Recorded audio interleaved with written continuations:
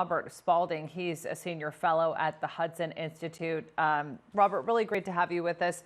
So on one hand, you see a lot of people out of work due to self-quarantining during this time. So you look at it and you say Amazon's adding 100,000 jobs. That's a good thing. But what are the potential drawbacks of this?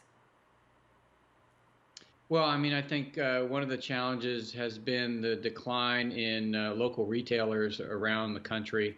The potential drawback could be the fact that those retailers don't come back if this is an extended downturn because of the coronavirus. So, although I think the government is really preparing to relook at supply chains. Considering how extended we've become and really reliant on the Chinese Communist Party for things like pharmaceuticals and other supplies.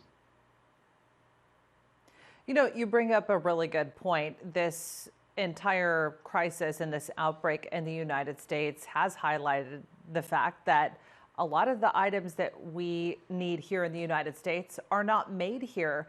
What sort of long-term economic impact do you think that this outbreak is going to have in terms of Americans realizing that there's probably some products that need to be made right here due to a crisis like this one?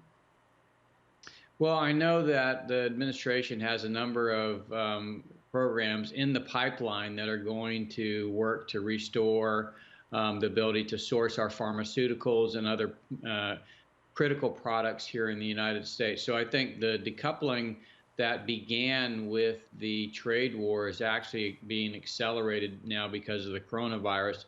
Of course, we won't see any changes in the short term, but in the next 3 to 5 years, I imagine you're going to see a big change in the supply chain here in the United States.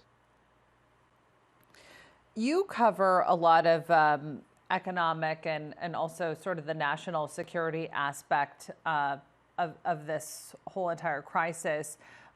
Where do you see some of the challenging areas to mitigating this outbreak here in the United States? Well, it's going to be in the short term, for small businesses and those businesses that don't have cash on hand to carry them through. I think you're going to see a lot of hardships. Of course, the government's moving to quickly move cash to those that need it most. It really depends on how long that things are shut down. And so I'm hoping that we can get through this and this initial wave without having to have an extended shutdown. But if it is extended, then you're going to see a lot of small businesses really take the brunt of this, which is not good for the economy. Absolutely. Robert Spalding, really appreciate you being with us. Thanks for that.